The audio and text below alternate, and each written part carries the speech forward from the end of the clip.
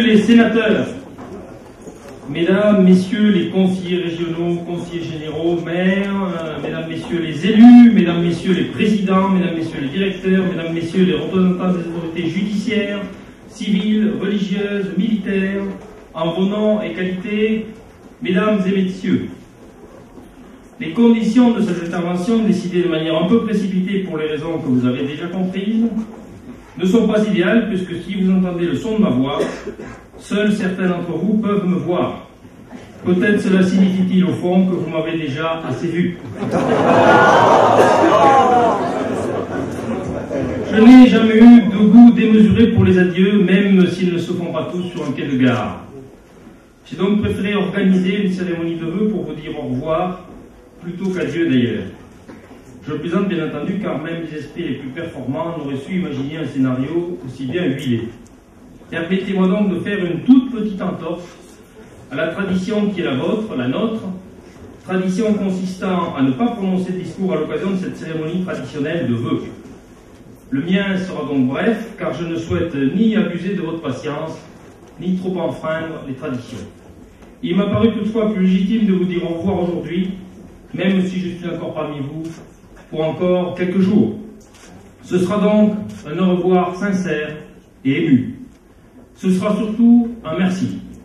Un merci pour l'accueil chaleureux, attentif, bienveillant même que vous m'avez tous réservé, au fur et à mesure de mes visites ou de nos entretiens, à l'accouru que j'étais le 15 février 2010. Tout au long de ces 2 années intenses passées parmi vous, j'ai pris un réel plaisir à aller à votre rencontre sur les territoires d'Eure-et-Loir, de la vallée de l'Avre aux étendues de la Beauce, des collines du Perche aux Franches franciliennes en passant par Chartres, Dreux, Châteaudun et nos gens retrouvent, par les hivers enneigés ou les étés éclairés. J'ai essayé de porter le message de l'État et en retour de recevoir ceux des acteurs de terrain que vous êtes.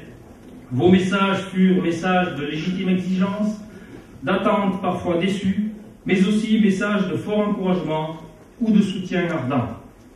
Avec mes collaborateurs, avec les services placés sous mon autorité, la préfecture, les sous-préfectures, l'ensemble des services de l'État, nous avons, je crois, accompli les meilleurs efforts pour répondre positivement à vos souhaits, faire progresser vos demandes, faire aboutir vos dossiers. Ce soir, je veux ici publiquement remercier tous les agents de l'État, les sous-préfets, les directeurs, les chefs de service, les fonctionnaires de tous les services, pour les précieuses qu'ils vont apporter toujours avec dynamisme, implication, compétence et enthousiasme. Je suis évidemment conscient des limites temporelles des mandats des préfets. Notre vie administrative est nécessairement en décalage avec la vie des territoires. Ainsi, nous sommes sur le passage de trains qui ont démarré en amont et nous lançons des trains que nous ne verrons jamais arriver en gare. D'une part, ceci est un peu frustrant pour nous, même si nous ne sommes pas hommes à état d'âme intempestif. D'autre part et surtout, ceci rend présomptueuse toute notion de bilan. Et en toute hypothèse, si bilan il est d'abord celui de l'équipe de l'État dans son ensemble. À défaut de bilan, je vous livrerai plutôt ce soir une conviction. La conviction que je me suis forgée tout au long de ces 2 années. L'Eure-et-Loir est à l'évidence un territoire d'avenir muni d'atouts indéniables et majeurs. Pour aller à l'essentiel, j'en citerai 4.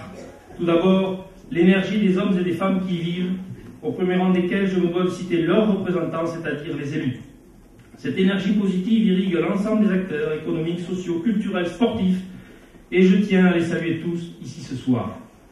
Deuxième atout, le regroupement des forces locales, qui s'opèrent sous nos yeux, en partie grâce aux travaux réalisés dans le cadre du schéma de coopération intercommunale et qui se poursuivront dans les mois à venir. Cette évolution du paysage territorial est source de synergie, de cohérence et de puissance.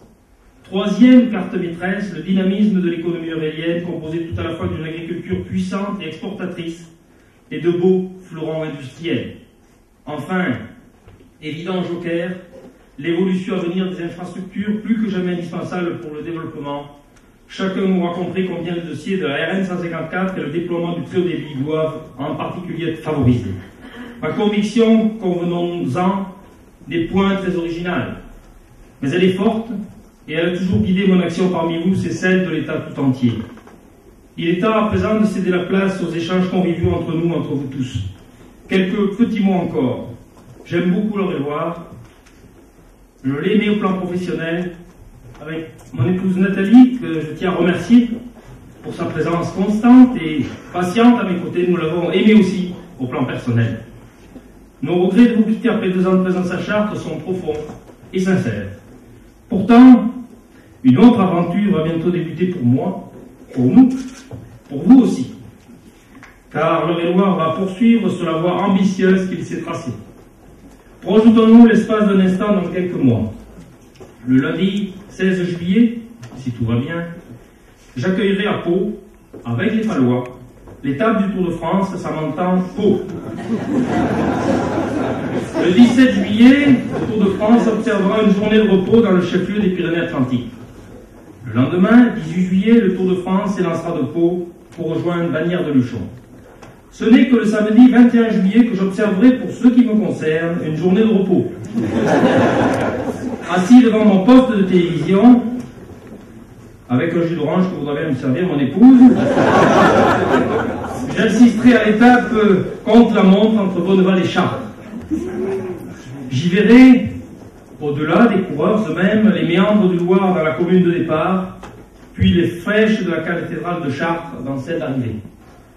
Celle que j'ai vue et admirée tous les jours pendant 2 ans. Mes yeux alors seront animés par cette flamme qu'on appelle nostalgie. Cette nostalgie qui nous emplit la tête de beaux et forts souvenirs, cette nostalgie qui jette dans notre âme un peu du temps qui passe. Celle, tout simplement, qui nous aide à vivre chaque jour. Je souhaite à mon successeur, Didier Martin, une pleine réussite dans l'exercice de ses fonctions et je souhaite bonne chance à l'Eure-et-Loir. Merci beaucoup.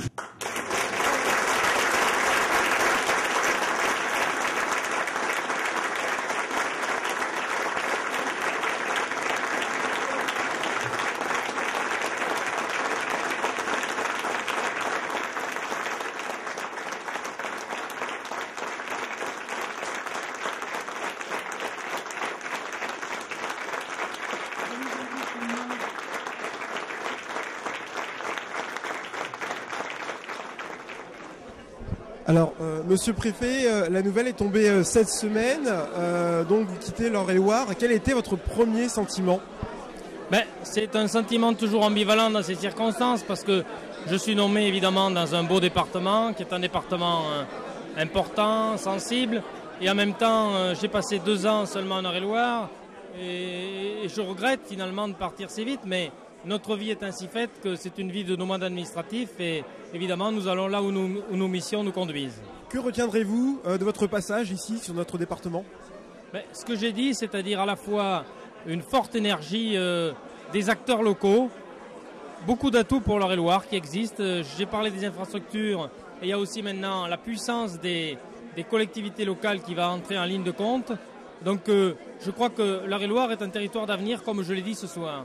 On a senti beaucoup d'émotions dans votre voix lors de votre discours. Est-ce que quelque part vous regrettez ce départ ? C'est-à-dire que je laisserai des chantiers derrière moi que j'aurais bien aimé évidemment conduire à terme et je laisserai des gens avec lesquels j'ai bien aimé travailler. Comme je l'ai dit aussi au titre personnel avec mon époux, nous avons beaucoup aimé ce département.